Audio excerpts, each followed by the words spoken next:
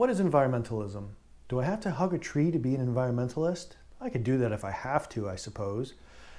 Saving cute fuzzy animals? Hey, I'm on board for that. What else might environmentalism require? Reduce, reuse, recycle? That's the catchphrase known around the world.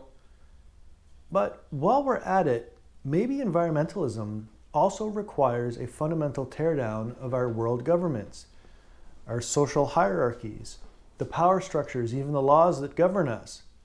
And maybe it requires rethinking how society is structured and how we live together as a community, fundamentally changing human life before we can then change the natural world around us. Of course, we don't have to do that. We could just sit back and watch the world burn.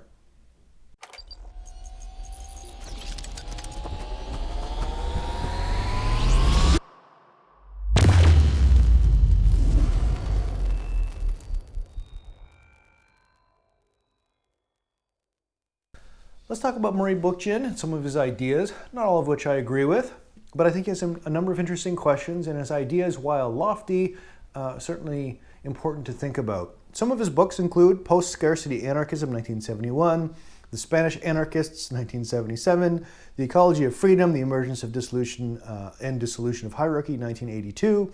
Most of his works were written before I was even born, but that's okay. And of course, a number of other articles and talks and many things that you could find. What is wrong with modern society, specifically in terms of the environment? What is it that ails us as a species, not only that makes us unhealthy, but also makes us unhealthy in the context of the environment? We're going to talk about that. What changes might we make for the better? It's a very difficult question to answer. What changes are even feasible? Not just what would we like in an ideal world, but what are even feasible? So we'll talk about that. Environmental destruction, from sort of a God's eye view, a macroscopic view, we want to point some fingers. Just in a preliminary way, I don't like pointing fingers, but we want to point some fingers to see why the pointing of the fingers might not be very helpful. One of the things you'll often hear about environmentalism is that it's consumed with a making of the enemy, as we saw with Hooks and others. There are greedy people out there, and those greedy people want more stuff than they need.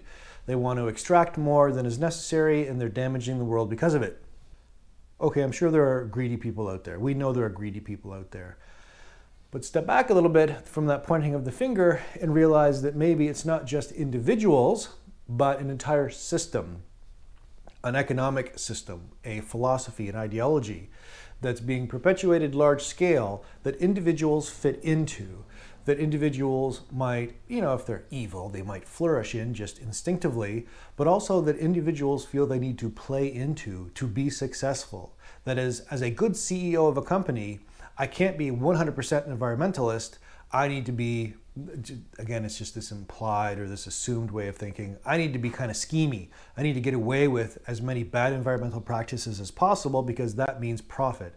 And of course, that idea that profit and environmentalism don't go hand in hand very well has been a lingering philosophy. That's just one example of many in which pointing at individuals and saying this rich person is to blame misses the obvious or the most glaring issue, which is that there is a whole world being built up, and people like myself who don't consider myself greedy, who don't go out, I don't go out and I don't pour tar into the water or some ridiculous thing like that.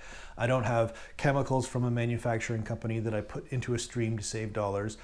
But individuals like me are still responsible for the issues that we have, principally because I'm participating in a system that is large scale, exploitive, and harmful to the environment. And the belief that if I reduce, reuse, recycle, if I throw a tin can in a recycling bin, that somehow I'm helping the earth, but then I go to my car and I get into an SUV and I drive around town just for fun, even though I don't need to, burning fossil fuels, those two things don't match. They don't square. And so we're faced with this larger issue of blame. Yes, we all want to blame, but trying to move past blame and simply hold accountable. And the first thing to realize is that all of us need to be held accountable. Not equally, of course. The greedy CEO or the CEO who's just playing the game because he's been taught that's the way you play the game, they're probably far more morally culpable than the average person. But the average person is living in a system, large scale, that needs to be rethought.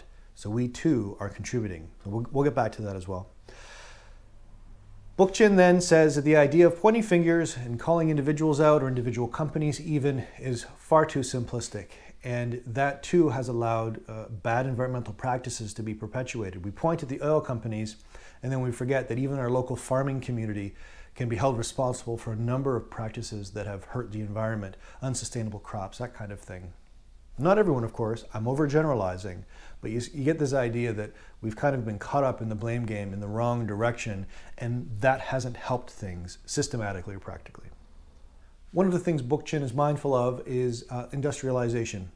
Industrialization in all of its forms, of course. The sky's the limit on things you can point to, but urbanization, an intense belt of urbanization in which cities are not only growing and growing and growing, these artificial, paved, everything's synthetic. Even the parks are synthetic, but these artificial cities that are growing in volume to the tunes of millions and millions of people. And then where I am, there are 3 or 4 cities that are really very close to one another with very little wiggle room between them. And they're growing so much that every 5-10 years, there's talk about amalgamating cities because they've just become these vast reservoirs of human existence. Which means, among other things, there's immigration filling these cities up, but people are moving out of rural communities largely and filling up these cities. What do we do with that? Well, there are a number of implications to this. First, if you have millions and millions of people living somewhere, that density necessitates a hierarchy of leadership where a relative few have a lot of power. Having a hierarchy of leadership might not seem inherently problematic, but what that means is that democracy, as we've discussed in other talks, becomes very difficult. You simply cannot expect a direct democracy where people have a voice and have a say where there are millions of people there. But also, as Bookchin points out, this leads to a sense of expertise where the experts actually have a lot of the say in how societies run and you don't. And these experts, because they kind of get pushed to the ladder, whether they're political experts or medical experts, whatever the kind of expert they are, they're specialized. In other words, they're specialized.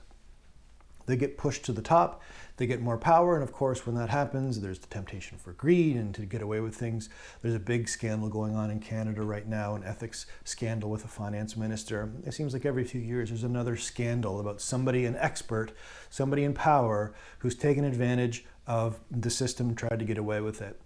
So, maybe that might not seem like a big deal. Nobody's perfect. We all make mistakes, and some of us are greedy and selfish.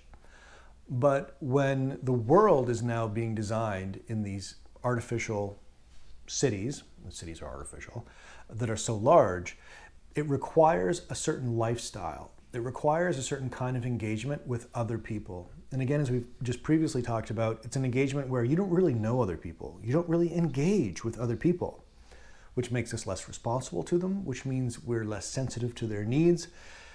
And therein lies one of the big issues, that if we purport as a people to say, we are environmentalists, we are going to save the environment, but we ourselves are fundamentally sickly or unhealthy, we're organized poorly, we don't really understand how to relate to one another anymore, everything's bureaucratic, the experts tell us what to do, and so on and so on.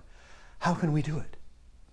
The very structure of society, capitalism is the often the catchphrase, but just the structure of society, mass industrialization and urbanization, centralized government is making it very, very difficult to think about how we might save the environment, heal ourselves, and save ourselves by saving the environment.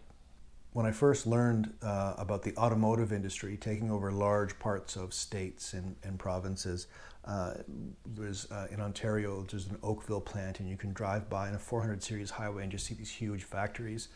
And then you would hear about something like Detroit, where all the automakers are, and that's the industry in Detroit, or at least it was for many years. Though of course they're trying to expand now. Bookchin realizes that there's a simplification of life by necessity when humans take over. We have large fields over here just for wheat. We have large fields over here just for tobacco, whatever, I'm making this up. And then our factories are also, you make shocks in this factory and you make tires in that factory, and then this is the assembly plant. The rationale is very straightforward. Having these simplifications leads to efficiencies, and having people who just do one job in each of these for their entire lives maybe also leads to efficiencies, because you don't need to retrain people. I mean, worker satisfaction might be quite low after 10 years of assembling struts or something, but that's just a part of the machine or the mechanism. I grew up in a rural community in which there were less than 300 students in our high school, and that was bringing students in from all around the area. So let's just say I'm used to a small town mindset. I remember being quite nervous going to the big cities when I was quite young, just being amazed that people knew how to drive, given how complex the highways looked and all these different things that were happening. But now that I live in big cities and I work in big cities, of course it's not as intimidating. It becomes second nature to you. Bookchin is saying that that industrialized nature, that way of living, may feel natural to us, but in so many ways it's unhealthy. Consider, of course, again by necessity, we have to have these systems in place to keep people fed, to keep transportation going, to keep electricity flowing, all of these different things. But the downside of this particular kind, and we need to assume for the moment that there's not just these kinds, that there must be alternatives, but the downside of this particular system is that you and I become numbers, experts again start to take over, having privileges that you and I don't have, and you and I stop knowing people face to face. We stop becoming responsible to one another in our local communities, and as I've mentioned in a previous talk, we just become sort of siloed in our own little world. Now we might like that, and we might grow accustomed to that, but ultimately it's very hard to be an environmentalist, tapped into the outside world, I want to save the world, when we've been cut off even from our own species in a very real way. Moreover, we have been dictated to for a very long time by popular culture, by governments, by expectations of society that tell us, as Bookchin points out, even what to do with our free time. When we think we have free time, in fact, what we have are a fairly short list, or a short list of options. Netflix, maybe you go on vacation. In other words, most of our lives have been programmed in some way because it's efficient. Environmentalism may require a much less efficient lifestyle, a much harder lifestyle in which there's actual physical labor and toil, and some of the conveniences of having the urban steel belt or the industrialized world in which we live, maybe some of those conveniences need to go. Let's talk about that.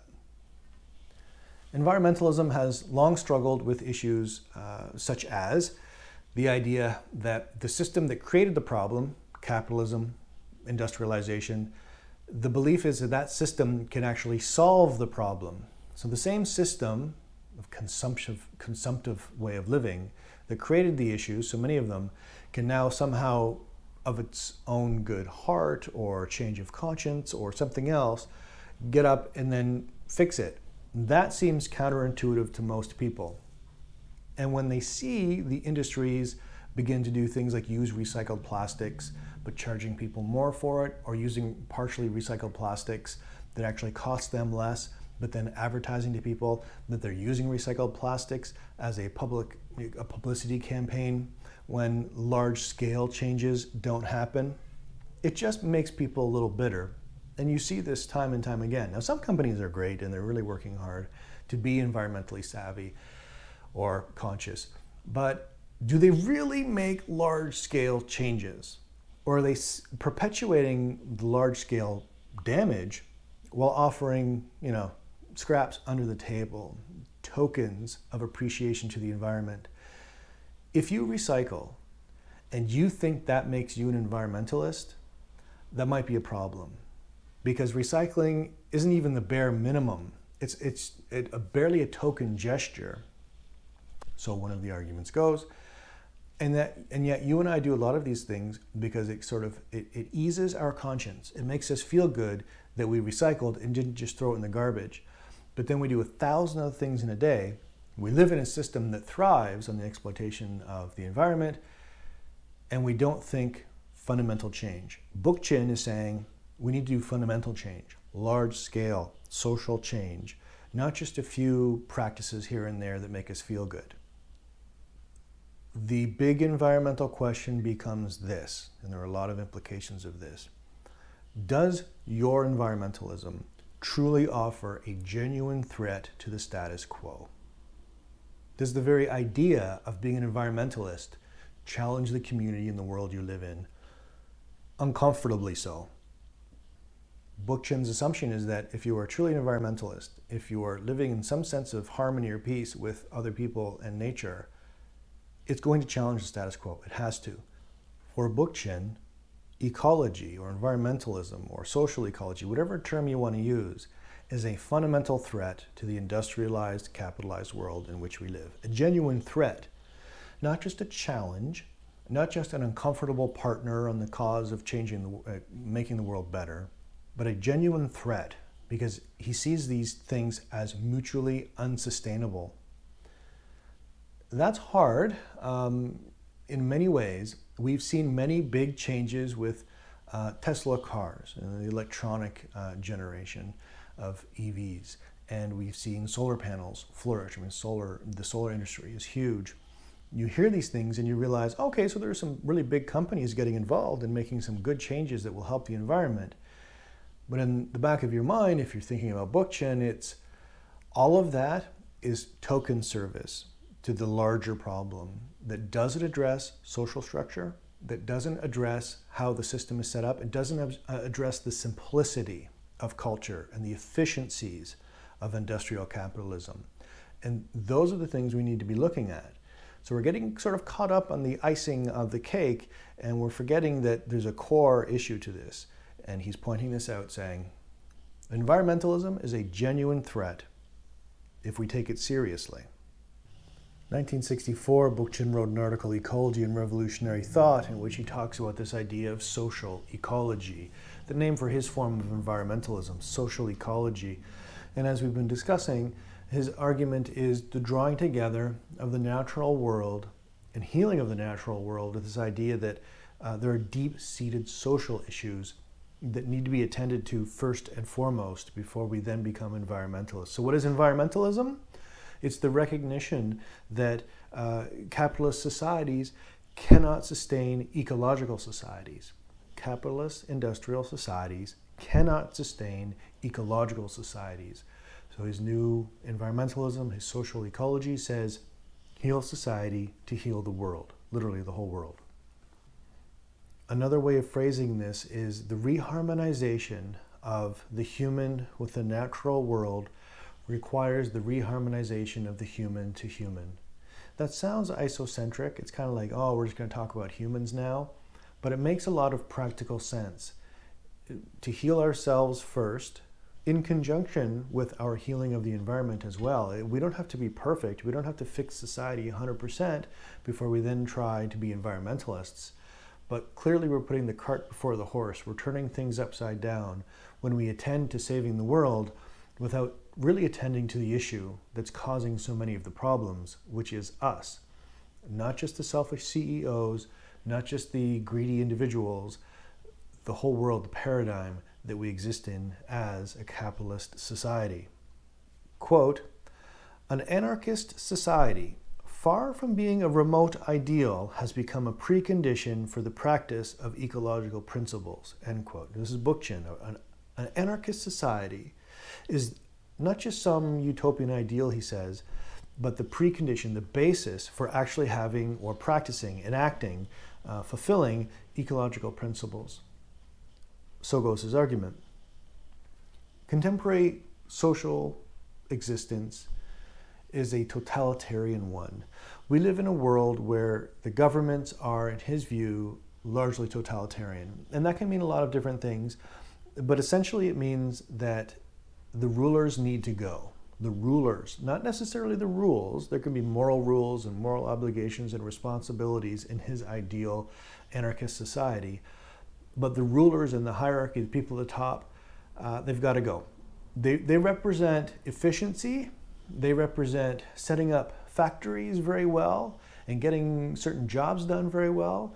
They do not represent human health and the healing of the planet and the reharmonization of the human with human and human with nature. When I use the word anarchy, most people will assume that it's a bunch of people throwing stones through windows. You hear anarchy and you assume people that just want to see the world burn. Anarchy is this dismissive, destructive attitude, or so we think. In fact, anarchism has a long tradition as a political philosophy that is meant to be quite constructive, not destructive. It's destructive in a sense, in so much as the current rulers are in the way of progress. The current governments are frustrating certain achievements. They need to be destructed, destroyed, deconstructed, pulled away. The anarchist movement is deeply suspicious of authority as something that they see, or it sees, as basically counter health, counter social health, counter personal health. By giving these powers to people to have rule over us, we've allowed for all kinds of corruptions and dangerous things, including in the impending environmental disaster. I don't know if it's impending, it's here. So the counter criticism to this is, well, these things are necessary evils. We have to have these structures, these paradigms of rule in order for things to work. Well, do we? Or do we lack the imagination to do something different? All right, well, let's say we have the imagination like Bookchin has, and we want to do something different. Well, then the criticism from many people then becomes, it's too idealistic or too utopian. It's impractical, in other words. Just imagine the sheer cost of cutting up a city like Toronto of millions of people and making them small local communities, as Bookchin would have it, that grow their own food, are responsible to one another, know one another face to face, and basically take care of one another in a responsible way. Besides needing a vast amount of space, it turns out we have a lot of space in Canada, the resources required would be just incredible, and it would require a redesigning of the entire nation from these highly dense cities into spread out local municipalities, small groups. So it's just utopian, so why would we even entertain it? The counter to that is, it seems utopian, and it seems incredibly difficult until you think the world really is burning, and then suddenly even the impossible becomes maybe probable. Even the overwhelmingly difficult becomes absolutely necessary. And then maybe you start recalculating, you start reimagining, and then you start reacting in a different way. Bookchin, again, late 60s, early 70s, a long time ago, predicting many of the issues that we're suffering from right now in terms of the environmental disaster because of industrialization. It's certainly an interesting hypothesis. Is this the solution to the problem? A recrafting of society from the ground up. It's an interesting thing to consider. Are we willing to commit ourselves to this and to do it in a sustainable way together, one-to-one? Not just letting the experts take the lead, not just letting the United Nations take the lead, but crafting our world where we are right here, right now, in a way that's sustainable. There's a much larger conversation to be had with Bookchin in terms of what is freedom. He's highly suspicious, again, of the authorities and the rulers, and he thinks we live in a totalitarian society. And you and I are not free. Even our free time is not free. It's sort of pre-designed for us. Okay. Well, what do we do with that? Well, he argues that we should be thinking about freedom towards something else, a positive freedom. And that positive freedom comes about when you and I start to interact with one another for survival. When you and I take charge of our own lives and take charge of our own communities together, we face a new kind of freedom of human interaction in which the very possibility of having responsibility, of acting towards the good, whatever that might be, becomes very real in a way that when we're living in an abstract name, I keep saying nameless, I don't really know the powers that govern my life, that create the laws, that enforce the policies. I really don't know who those are. So I'm not free in that way. This then becomes kind of inspirational. Well, not kind of, it is inspirational. A new form of freedom that's harder. It's a harder life, again, less efficient life, but it's more ours than the alternative, if that makes sense. Through democratically organized, locally based interactions, and say that again, through democratically organized, local communities interactions, we can achieve a number of things. First, we can achieve sort of an amateur status for all of us, where each of us partakes in the community doing different jobs. So instead of just having farmers plowing wheat in this field And instead of just having the guys or girls or whoever producing struts or whatever they're producing in Detroit for the car plant, we rotate between these different jobs. And there's a number of rationales for that. But again, it's the idea that all of us have some sense of expertise, reclaiming some kind of power that we can do these things. We don't just have an empty existence in a totalitarian bureaucracy where we're just sort of punching the clock every day mindlessly. We're partaking in the community, learning from people, experiencing new things. And again, it's that sense of not only self-ownership, but a certain obligation to be active in the community that shows care, shows compassion, and not just so that I can survive, but because I want to see my community flourish and to be healthy and happy. The very idea that a community could be self-sufficient is so interesting. During the COVID crisis, right now, still, months into it, we're struggling to find protective equipment because we rely on overseas shipments.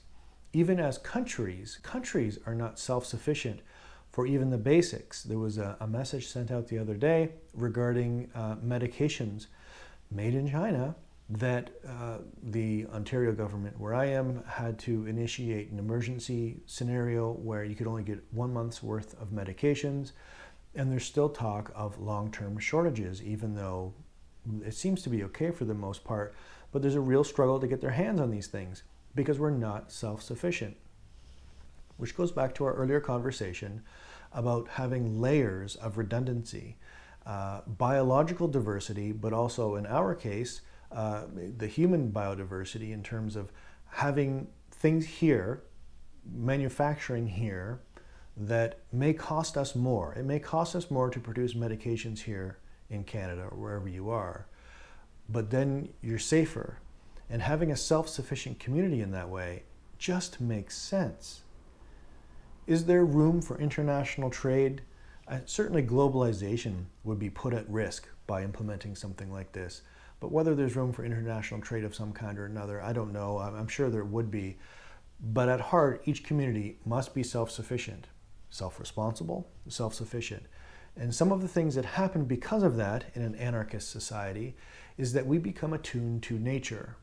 So I've been emphasizing how we become attuned to other people in our contexts, where we get to know one another. I need my neighbor needs me to live. But now we become attuned to nature in a way. Our backyards are where we thrive, where we eat. Our backyards, our gardens, sustain us.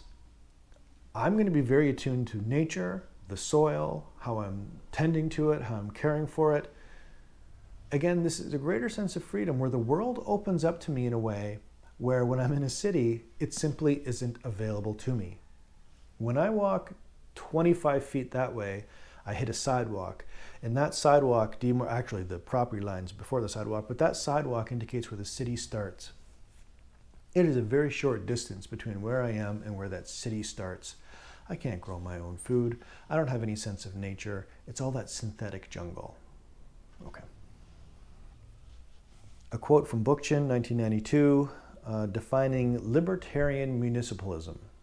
Libertarian municipalism, quote, an effort to work from the latent or incipient democratic possibilities toward a radically new configuration of society itself. A communitarian society oriented toward meeting human needs, responding to ecological imperatives, and developing a new sensibility based on sharing and cooperation, end quote. What is Bookchin saying? He's saying that environmentalism is a social ecology in which we seek a new sense of wholeness, which brings about a new sense of freedom, which brings about a new sense of empowerment, and it's based on cooperation and care. If we don't cooperate, we suffer. If we cooperate, because we care, we thrive. And that by necessity makes us environmentalists, because we have to live in a sustainable world that touches us directly, in which we're not siloed or cut off. The concrete walls don't keep us back from our relationship with other people or nature. That's environmentalism, a libertarian municipalism. I'm forced to ask myself, do I think something like this is possible? Right now, given how strong the governments are, legislative bodies, laws, it doesn't seem possible. But when things get worse, if things get worse, hopefully they don't, but presumably as things get worse, we'll begin to see that the efficiencies of the industrialized life and the lack of freedom in connection with other people and that waning of a certain care, when we begin to see these things, perhaps then this will seem more possible. Because as I said before, it simply becomes more necessary. The problem with that, of course, is that if we wait too late, if we're insensitive to just how bad the situation might be, then real changes like this simply won't be possible because it'll be too late. It'll be too late to begin to rethink culture and to rethink society. For now, at least, we have some pretty interesting ideas, a pretty utopian ideal, an anarchist society, a municipal liberalism, a libertarian municipalism rather, that gets us to really reevaluate our priorities and what it means to be an environmentalist. And I certainly would never claim the title environmentalist without really digging deep into my values and asking, how committed am I to saving the environment and also saving us as a species?